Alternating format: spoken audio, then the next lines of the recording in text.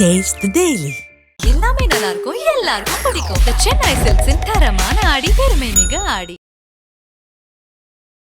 Armstrong Bahujan Samaj கட்சி தமிழக தலைவர் இறந்துவிட்டார். அந்த சம்பவத்துக்கு வந்த பா ரஞ்சித் இதுவரைக்கும் அவர் கலங்கினது நான் பார்த்தது இல்லை. குலுங்கி குலுங்கி அழுதார். அவர் பா ரஞ்சித் படத்துக்கு உதவி இருக்காரு. பகிரங்கமாக இப்போது திமுக அரசை விமர்சித்து 11 கேள்விகள் திமுக அரசை கேட்டிருக்கிறார் பா ரஞ்சித். அங்கதான் வில்லங்கம் விபரீதமாச்சு.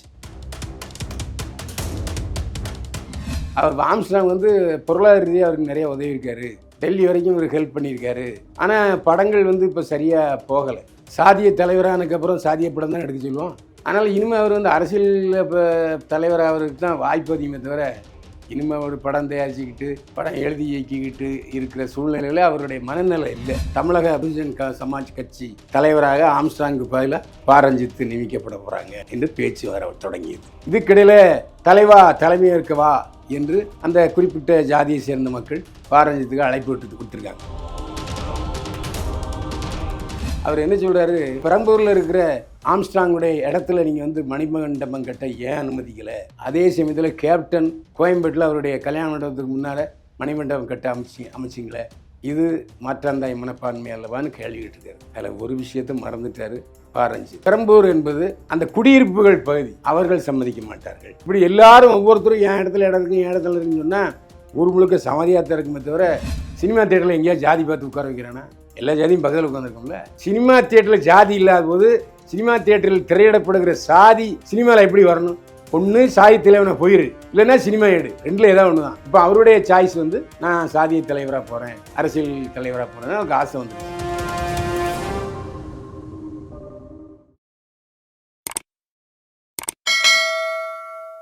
என்னை வாழ வைத்துக் கொண்டிருக்கும் யூடியூப் சேனல் நேயர்களுக்கு நன்றியும் வணக்கமும். போற்றுவார் போற்றட்டும், புழுதிவாரி தூற்றுவார் தூற்றட்டும், என் கடன் செய்திகளை சொல்வது. யார் இந்த பா ரஞ்சித்? எங்களுக்கெல்லாம் எப்படி தெரியும்னா, பொதுமக்களுக்கும் சரி, மீடியாக்காரங்களுக்கும் சரி, பத்திரிகைக்காரங்களுக்கும் சரி, அட்டகத்தி என்ற படத்தில் ஒரு புது முக இயக்குனராக அறிமுகமாகிறார் பா ரஞ்சித். அட்டகத்தியில் நிறைய பிரபலமல்லாத கதாநாயகிகளை போட்டு தான் படம் எடுக்கிறார். அப்போ தான் பார்த்தீங்கன்னா அந்த வெற்றியை கொண்டாடும்போது இயக்குனர் பற்றி யாரும் பேசுவாங்க.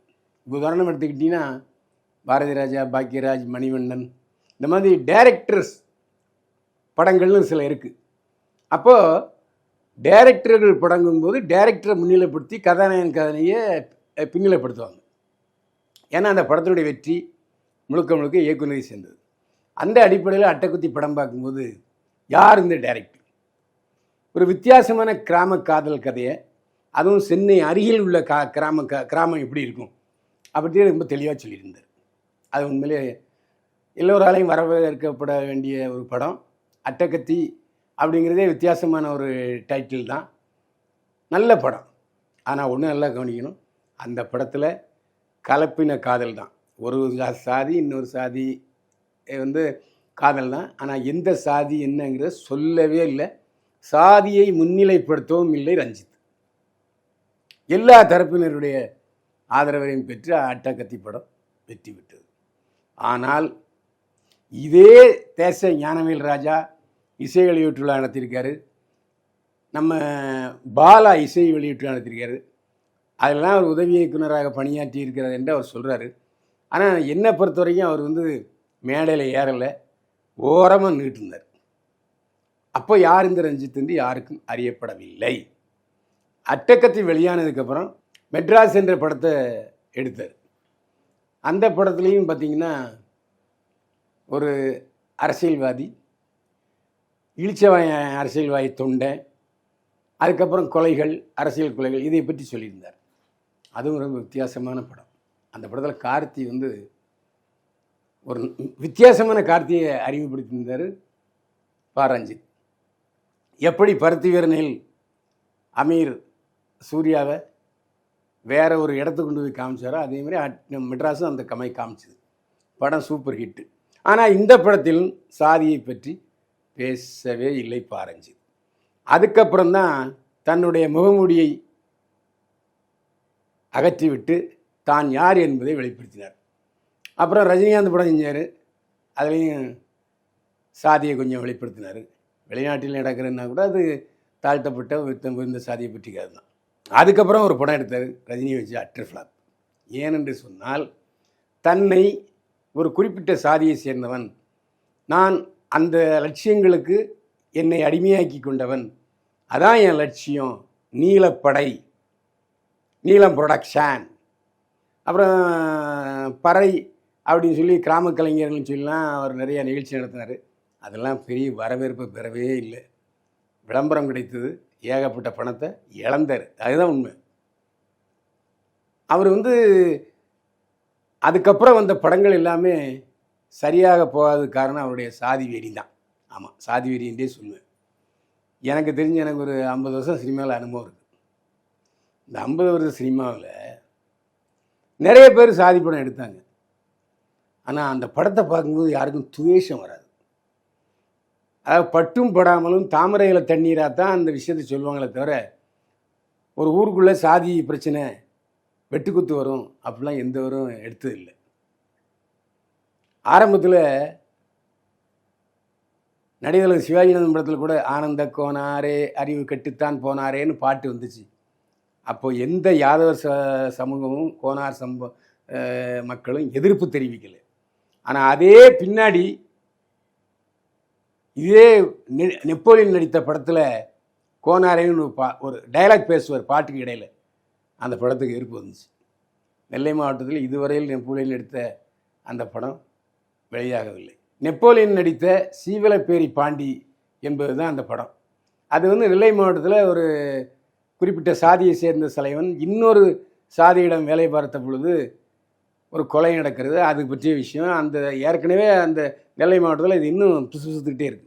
அதனால் அந்த சீவலப்பேரி பாண்டி படம் ஜாதி சண்டையை வலியுறுத்துவதால் அந்த படம் வெளியிடப்படவில்லை. ஏன்னா மக்களே சொல்லிட்டாங்க, இந்த படத்தை வெளியிட்டாச்சுன்னா நிச்சயமாக சாதி சண்டை வரும்ட்டு. அதனால் அவங்க வெளியிடலை. அந்த ஒரு படம் தானே தவிர மீதி எல்லா படமும் பார்த்தீங்கன்னா சாதியை யாருமே பெருசாக சொல்லலை. தேவர் மகன் படம் வந்துச்சு. தேவர் மகனில் தேவர் மகன்களுக்குள்ள பங்காளி சண்டை தானே தவிர வேற ஒன்றும் இல்லை. கவுண்டர் வீட்டு பொண்ணும் கவுண்டர் சமுதாயத்தில் நடக்கிற திருமணம் பற்றிய விஷயங்கள் தான். அதேமாதிரி சின்ன கவுண்டர் படத்துலையும் கவுண்டர் ஜாதிக்குள்ளே நடக்கிற விஷயம். அதனால் எந்த இடத்துலையும் அது சட்டம் ஒழுங்கு கெடுக்கிற அளவுக்கு படங்கள் இல்லை. ஆனால் இவருடைய படங்கள் எல்லாமே பார்த்திங்கன்னா கொஞ்சம் இந்த துவேஷத்தை தூண்டுகிற விதமாகவே அமைந்தன. இவருடைய சிஷ்யன் மாரி செல்வராஜன் அதேமாதிரி படங்கள் தான் எடுப்பார். இதனால் பேர் கிடைக்கும். என்னை போன்ற விமர்சனக்காரர்கள் நிறையா நல்லா பாராட்டுவோம். ஆனால் படமாக யாரும் வரமாட்டாங்க. ஏன்னா அவங்க ப்ரீ பிளான்டு. அவங்க மனசுக்குள்ளே பாராஜி படமா இப்படி தான் ஜாதி வச்சு எடுப்பார் அப்படி என்று சொல்லி அவர்கள் தேட்டருக்கு வருவதற்கு மறுத்து விடுகிறார்கள். இந்த சூழ்நிலையில் இப்போ சமீபத்தில் ஆம்ஸ்ட்ராங் பகுஜன் சமாஜ் கட்சி தமிழக தலைவர் இறந்து விட்டார், கொலை செய்யப்பட்டார். அந்த சம்பவத்துக்கு வந்த ரஞ்சித்து இதுவரைக்கும் அவர் கலங்கினது நான் பார்த்ததே இல்லை. குலுங்கி அழுதார். அவரை அவர் ஒரு அண்ணனாவே பார்த்தாரா தம்பியாக பார்த்தாரான்னு தெரியல, அந்த அளவுக்கு பாசம் வச்சுருந்தார். கடைசி வரைக்கும் இருந்தார். அவன் பலர் என்ன சொன்னாங்கன்னா, அவர் ரஞ்சித் படத்துக்கு உதவி இருக்காரு அப்படின்னு சொன்னாங்க. அதில் நாம் அந்த பிரச்சனைக்குள்ளே போக விரும்பலை. ஆனால் பகிரங்கமாக இப்போது திமுக அரசை விமர்சித்து 11 கேள்விகள் திமுக அரசை கேட்டிருக்கிறார் ரஞ்சித். அங்கே தான் வில்லங்கம் விபரீதமாச்சு. முதல்ல டைரக்டர் அமீர் ரஞ்சித்தை எதிர்த்து பயங்கரமாக பேசியிருக்கார். ரெண்டாவது சில விஷயங்கள் நாட்டு நடப்பு என்ன என்பதை தெரிந்து கொண்டு ஒரு இயக்குனர் பேச வேண்டும். உடனே யூடியூப்காரங்க என்ன பண்ணிட்டாங்க, தமிழக பகுஜன் சமாஜ் கட்சி தலைவராக ஆம்ஸ்ட்ராங்கு பதிலாக ரஞ்சித் நியமிக்கப்பட போகிறாங்க என்று பேச்சு வர தொடங்கியது. இதுக்கிடையில் தலைமையேற்கவா என்று அந்த குறிப்பிட்ட ஜாதியை சேர்ந்த மக்கள் ரஞ்சித்துக்கு அழைப்பு கொடுத்துருக்காங்க. ஸோ தலித் இயக்க தலைவராக போகிறாரா ரஞ்சித், அல்லது பகுஜன் சமாஜ் கட்சி மாநில தலைவராக போகிறாரா என்பது கேள்வி. இதுக்கான பதில் முடிவெடுக்க வேண்டியது ரஞ்சித் தான். ஆனால் அவர் என்ன சொல்கிறாரு, நீங்கள் பெரம்பூரில் இருக்கிற ஆம்ஸ்ட்ராங்குடைய இடத்துல நீங்கள் வந்து மணிமண்டபம் கட்ட ஏன் அனுமதிக்கலை? அதே சமயத்தில் கேப்டன் கோயம்பேட்டில் அவருடைய கல்யாண மண்டபத்துக்கு முன்னால் மணிமண்டபம் கட்ட அமைச்சிங்களே, இது மாற்றாந்தாய் மனப்பான்மை அல்லவான்னு கேள்வி கேட்டிருக்காரு. அதில் ஒரு விஷயத்தை மறந்துட்டார் பாரஞ்சித். பெரம்பூர் என்பது அந்த குடியிருப்புகள் பகுதி, மக்கள் நிறைய வாழ்கிற பகுதி. அந்த இடத்துல ஒரு குறிப்பிட்ட சாதியை சேர்ந்தவர்கள் மணிமண்டபம் கட்டுவதற்கு அவர்கள் சம்மதிக்க மாட்டார்கள், மக்கள், அரசாங்கம் சம்மதிக்காது. இப்படி எல்லாரும் ஒவ்வொருத்தரும் என் இடத்துல இடம் இருக்குது, என் இடத்துல இருக்குன்னு சொன்னால் ஊர் முழுக்க சமாதியாக தான் இருக்குமே தவிர சமாதி அடக்கம் செய்கிற இடம் புதைக்கிற இடம்னு தனியாக இருக்குது. வசதி உள்ளவங்கெல்லாம் வீட்டுக்குள்ளே சமாதி கட்டிக்க வேண்டியது, மணிமண்டபம் கட்டிக்க வேண்டியதுன்னா ஏழைப்பாளைகள் என்ன இருப்பாங்க. அதனால் என்ன சொன்னாங்க, நாங்கள் அடக்கத்துக்கு வேணால் ஒரு இடம் தர்றோம், அரசு சொன்னது. அரசும் அதை மறுக்கலை, நாங்கள் இடம் தரோம், ஆனால் மணிமண்டபம் வெளியில் கட்டிங்க அப்படி தான் சொன்னதை தவிர அரசு தவறாக ஒன்றுமே செய்யவில்லை. கேப்டன் மணிமண்டபம் அமைத்ததை குறை கூறுவதற்கும் யாருக்கும் தகுதி இல்லை. ஆனால் இவ்வளோ நாள் அரசியல் பேசாதவர் இந்த ஆம்ஸ்ட்ராங் இறந்ததுக்கப்புறம் அரசியல் பற்றி டக்குன்னு உள்ள வரும்போது தான் சார் எல்லாருக்கும் டவுட் வருது. இவர் வந்து ஏன் இவருக்கு சப்போர்ட் பண்ணுறாரு, இவருக்கு என்ன ஒரு தொடர்பு இருந்துச்சு, இவ்வளோ நாள் வெளியே வராமல் டக்குன்னு ஏன் இப்போ வெளியே வராரு அப்படிங்கிற மாதிரி. அதான் நிறைய பேர், நான் அதை விமர்சிக்கலை. அவர் ஆம்ஸ்ட்ராங் வந்து பொருளாதார ரீதியாக அவருக்கு நிறைய உதவி இருக்காரு, டெல்லி வரைக்கும் இவருக்கு ஹெல்ப் பண்ணியிருக்காரு அப்படின்னு சொல்லுகிறார்கள். அது எந்த அளவுக்கு உண்மைன்னு தெரியலை. ஆனால் படங்கள் வந்து இப்போ சரியாக போகலை. ஏன்னா முதல் 2 படம் அவ்வளோ சூப்பர் ஹிட்டு, ஃபர்ஸ்ட் படமும் ஹிட்டு. ஏன் முதல் 2 படம் சக்ஸஸ் ஆச்சுன்னா அதில் தன்னை முன்னிலைப்படுத்திக்கல. அதுதான் என்ன, தன்னோட பேர் வந்து மக்கள் மனசில் பதிஞ்சிருச்சா, இதுக்கப்புறம் நான் பண்ண போகிற கதை எல்லாமே வேறன்ற மாதிரியான நோக்கத்துக்கு வந்து போயிட்டாரு. சரி, இந்த படங்கள் வரிசையாகவே வந்து ஃப்ளாப் ஆகிட்டே இருக்குனாலும் அவரோட மாற்றத்தை வந்து ஏன் கொண்டு வர மாட்டாரு, ஏன் திருப்பி நார்மலாக ஒரு படம் எடுக்கலாமே, ஒரு படம் சரி ஓகே அட்டகத்தி மாதிரியோ இன்னொரு மெட்ராஸ் மாதிரியான படங்கள் எடுக்காமல் ஏன் தொடர்ந்து ஜாதி படங்களாகவே எடுக்கிறார் அப்படிங்கிறது ஒரு கேள்வியாகவே இருக்குது சார். சாதிய தலைவரானதுக்கப்புறம் சாதிய படம் தான் எடுக்க சொல்லுவோம். அதாவது கொள்கை வேறு, நான் படம் வேறு பாணியில் எடுப்பேன்னா அங்கே கட்சி டுபுகாயிரும்ல. அதனால் இனிமேல் அவர் வந்து அரசியல் தலைவராகிறதுக்கு தான் வாய்ப்பு அதிகமே தவிர இனிமேல் ஒரு படம் தயாரிச்சுக்கிட்டு படம் எழுதி இயக்கிக்கிட்டு இருக்கிற சூழ்நிலையில் அவருடைய மனநிலை இல்லை. ஏன்னா உள்ளே வரும்போது சினிமா வேறு, அரசியல் வேறு, வாழ்க்கை வேறுன்னு சொல்லிட்டு உள்ளே வரும்போது ஆரம்ப கட்டத்தில் பேசுனதெல்லாம் வேறு மாதிரி இருக்கும்போது டக்குன்னு இப்போ கடைசியாக தங்கலான் முதற்கொண்டு மேல் ஜாதியினராகவே இருக்காங்க, அவங்களுக்கு கீழே அடிமையாக இருக்கவங்க அடிமையாகவே இருக்காங்கன்ற மாதிரி தான் வரிசையாக அப்படியே போட்டுட்டாயிட்டே வருது. அடிமைன்னு இங்கே யாரும் கிடையாது.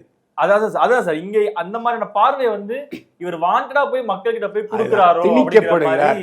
இப்போ கேமராமேன் எந்த ஜாதியும் எனக்கு தெரியாது, கேம்பர் எந்த ஜாதியும் தெரியாது, இந்த யூடியூப் சேனல் நடத்துகிறவங்க என்ன ஜாதியும் எனக்கு தெரியாது.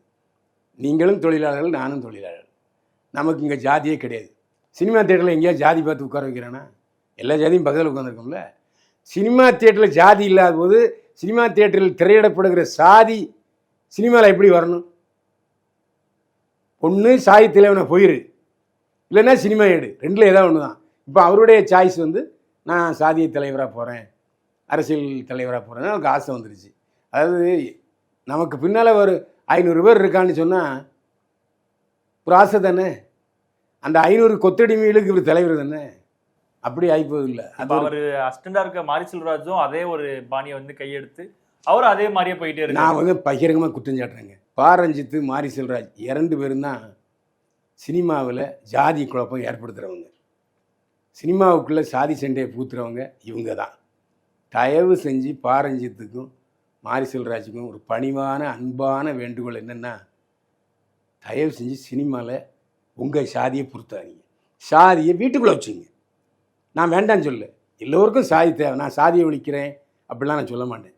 ஏன்னா சாதி ஒழியாது, சினிமாவில் சாதி வேண்டாம். என்னுடைய கருத்து அதுதான், எல்லாருடைய கருத்தும் அதுதான்.